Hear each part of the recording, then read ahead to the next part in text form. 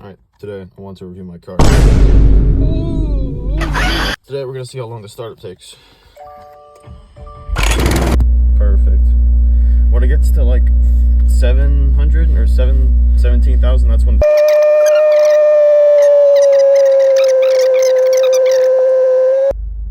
Man, it sounds awful. Do you hear that ticking? Just put it right. No, I'll show my face. So, going for the drive. This is actually genius. How did I not think of this earlier? I'm an actual genius. Well, first gear is pretty normal. It's kind of luggy. Everyone says that about the car. Fine. Clutch isn't super obvious, but you can tell it. It's very obvious when it kicks in, audibly and visually. The engine still sounds like a giant lawnmower. 2 liters. That's at lower preamps though. Once you get into like past 2,500, it sounds pretty normal for an engine.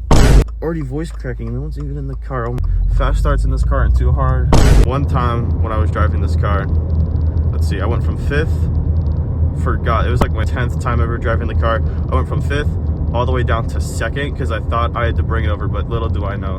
There was not 3 neutrals, there is 1. I went, let it go to the center, and then dragged it over like I was going to 4th. Then it went to 2nd. Somehow, this car has not had its clutch replaced or its transmission or anything. Like the whole car leaned forward. It was absolutely terrible. I still remember. I thought I blew it out. Clutch backing because I was so scared. But the car somehow survived and it still does run great. Maybe that's why the engine sounds terrible. Yeah, somehow the car survived. I shouldn't be touching the stick. I know. Don't hate me in the comments, okay? I probably won't get views anyway. Anyway, the car handles pretty great. The speedo. There's a really nice analog gauge, and it's absolutely wonderful. I think it's amazing. That's glazing. And then they just put the speed right in the center. Like, I want to look at the gauge. It's really good looking, but I can just look at the center one so easily. And you can't like replace it or anything, so it's just sitting there. Nice, and I can see it perfectly because I'm sure whole like 5'7". Run it up. No slacker at all. It's definitely good. The only time I've looked at the manual is like when I looked for how to turn off traction control, which I did find. It's down here under the boot release. Boot. Oh my gosh, I'm not British. Turbo kicks in about 3,000, I'd say. That's when you can start to hear it. The stupid screen looks like a giant iPad, like everyone says. It's not that annoying. Most of the time, it just displays one thing. All this, I wish it was like half the size. That'd be perfectly fine. But no, it's an entire iPad 11 Pro Max with none of the apps. That's the synchros that I fried, like I told you. I forgot to signal. This is all great. Nothing wrong with the door handle. The vents pretty small, but they work. The pedal box is incredibly small. I am barely able to heel toe if I ever can. I'm still working on that. I'm not too good at that. Let's see. Handbrake, perfectly fine. I love the manual. What are you honking for? I can't go, you moron. The interior is pretty cheap. I don't care. That does not bother me at all. That's because I'm not touching the interior. I'm touching the nice leather steering wheel, which feels great. Although I am incredibly sweaty, so it looks like a pool half the time. Probably a me issue though, because I'm... Oh shoot, you didn't hear that. I'm taking that out of the video. Volume knob's fine. Turn signal, everything works. I get it now. And when you turn the traction control all the way off, or no, when you turn it off to like track, if you hold it down at a stop, it goes completely off, no longer track. When you turn it off, the traction control, and it's in track, your cornering speed is reduced by about 5 miles an hour, I'd say, or 4.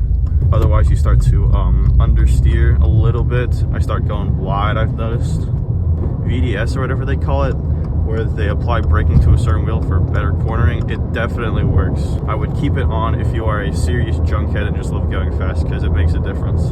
Foot down again, just because I love it. Oh shoot, that's my bad.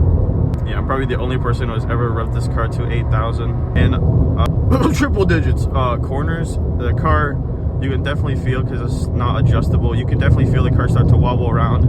It's not too scary, but if you hit a pothole going, depends on the corner severity, but you won't feel super confident. Although this car's K inspires lots of confidence. You feel like you will take on anything. We've been shot down many times. Although I still drive this car like a completely sane person. This car is very responsive, from the steering the pedal. It's turbo car, so obviously you're gonna get a turbo lag, but as soon as you hit 3,000, this car will respond instantly. Feels fast. Single throttle body, whatever. It's in front of the intercooler. I can't quite heel toe yet. I will not try on camera because I will get burned for trying to do so. So right there, when I spun out, I was that corner right there. I hit all that dirt, which absolutely kicked my rear out. That's right, the looks. The hood scoop looks fine.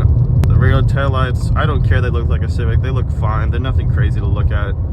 Doesn't go, oof, look at my car, it's so good. They're there, I don't really care. Almost hit a Hyundai Tucson. That was epic. Oh my gosh, I don't mind the bumper because I got the car in black, if you can't tell by now. I'll do the rest of the review after I park it and stop the cam, because it's been going for like ever.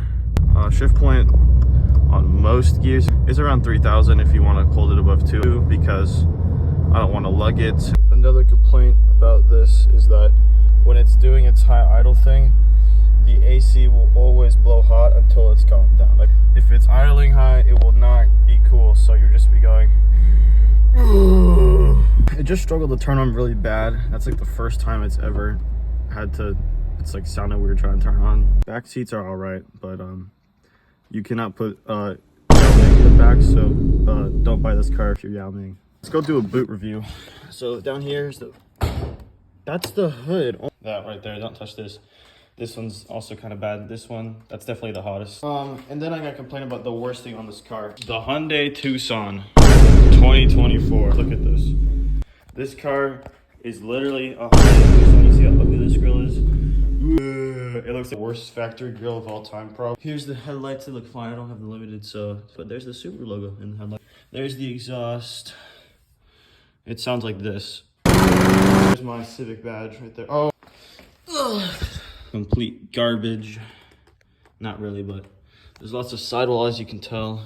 There's the subwoofer, the special light, and the please let me out of here. You kidnapped me 10 days ago. Why are you still letting me into your house? Anyway, as of making this video, I just got the grill, so dude, I just got this new car. What's it called? Oh, it's a Subaru. Really? What's it called? The WRX. Do you have any complaints about it? No. Just besides the fuel economy. Really? How bad is it? How bad is it? My fuel economy keeps plummeting down, plummeting down, plummeting down. Oh, oh, oh. Plummeting down, plummeting down. It sucks. It's absolutely terrible.